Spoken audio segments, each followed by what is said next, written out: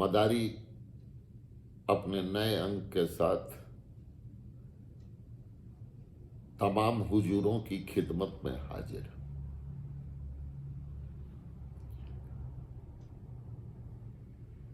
एक चीज जो हमारे समाज में सैकड़ों साल रही और फिर अचानक गायब हो गई, और वो चीज थी चंडू खाना। उर्दू की पुरानी किताबों का अनुवाद अगर पढ़िए तो चंडू खाने के शब्द से आपका परिचय हो जाएगा। गपबाजी के लिए या झूठी खबर, अफवाह के लिए, झूठी खबर के लिए चंडू खाने का उपयोग हमेशा किया जाता रहा है। लोग जिस खबर को कोरी गप मानते थे, उस खबर के लिए कह देते थे कि ये तो चंडू खाने की खबर है।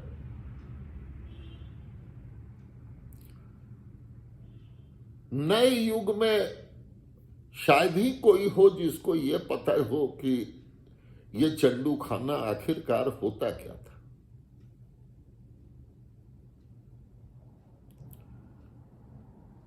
मुझे जहां तक अंदाजा है कि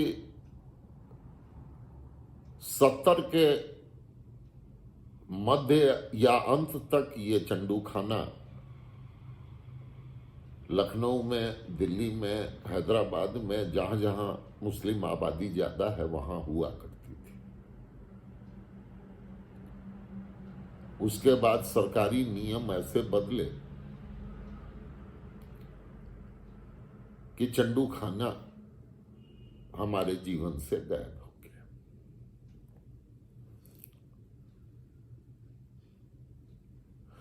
मंदे में पत्रकार बनने के लक्षण कॉलेज के जमाने से थे। तो किसी भी नए शहर में जाना और वहां की खास चीजों को देखना, समझना, यह स्वभाव में था। कॉलेज के एक कार्यक्रम की वजह से लखनऊ यूनिवर्सिटी में मेरा आना हुआ आगरा से। बातचीत में लोगों के पता चला कि यहां चंडू खाना है। अपने राम जो हैं वो दिन के वक्त में रिक्शा पकड़ के चंडू खाने की ओर निकल लिए। चंडू खाना पहुंच के मुझे पता चला कि चंडू की छोटी छोटी गोलियां होती हैं जो अफीम से तैयार होती हैं। इन गोलियों को खरीदने से पहले एक अदद खटिया का भाड़े पे लेना आवश्यक माना जाता है। तो पहले दुकानदार खटिये का सौदा तय करता है कि 4 घंटे के लिए चाहिए, 8 घंटे के लिए चाहिए, 12 घंटे के लिए चाहिए, कितने देर के लिए चाहिए। उसके बाद चंडू की बात करता है।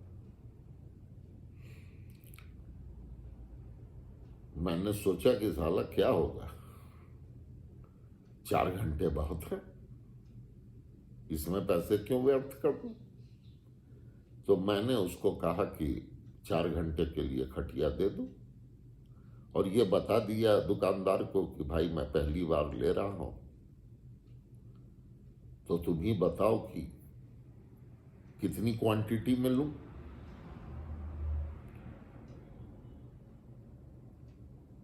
उस जमाने के हिसाब से उसने कहा कि बाबू 8 आने की एक गोली ले लो, तुम्हारे लिए आज इतना काफी होगा। मैंने कहा ठीक। तो चंडू खाने का सिस्टम यह था कि दूर कहीं पे जो है वो हुक्के वाली गुड़गुड़ी होती थी, उसमें एक पाइप लगा होता था। चंडू पीने से पहले आपको खटिये पे लेट जाना होता था। पाइप को उठा करके ओठों के पास ले आना होता था। और उधर गुड़गुड़ी के पास बैठा हुआ आदमी आवाज लगाता था, पहलवान तैयार। आप जैसे ही कहते थे कि हाँ तैयार, वैसे ही वो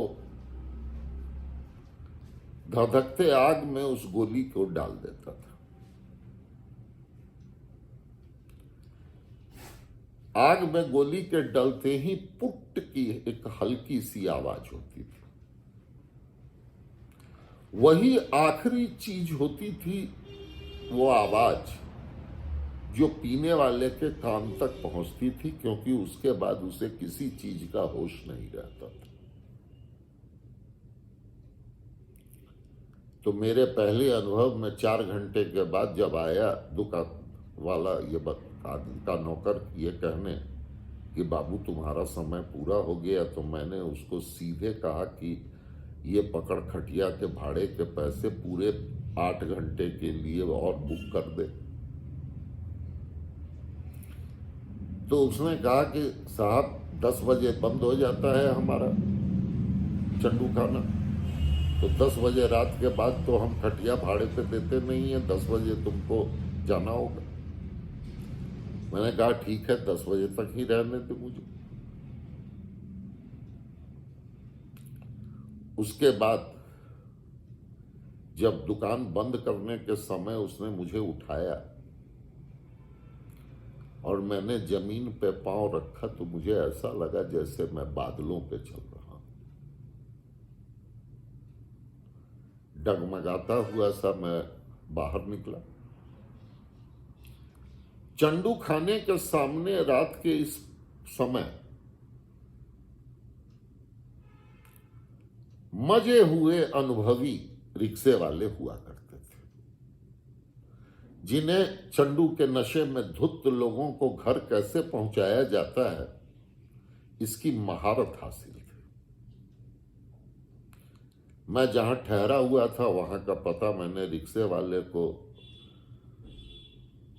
बताया और एक तरह से रिक्शे पर ही बेहोश सा लुढ़क गया। रिक्शे वाले ने ढूंढ के मुझे जो है वो मेरे गंतव्य तक पहुंचा दिया। उसी ने सहारा देकर के मुझे नीचे उतारा। जिस कमरे में मैं हॉस्टल के ठहरा हुआ था उस कमरे तक पहुंचाया और अपना भाड़ा लेके खुशी खुशी चला गया।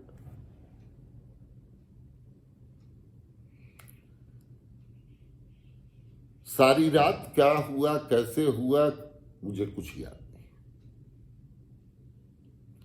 मैं सुबह में जब उठा तो मैं तब भी नशे में था।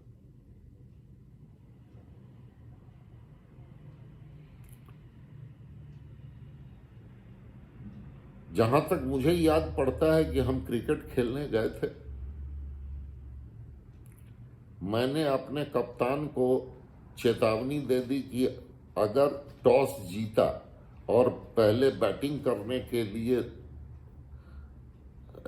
नहीं ऑप्ट किया तो बॉलिंग करने के लिए मैं उपलब्ध नहीं होऊंगा।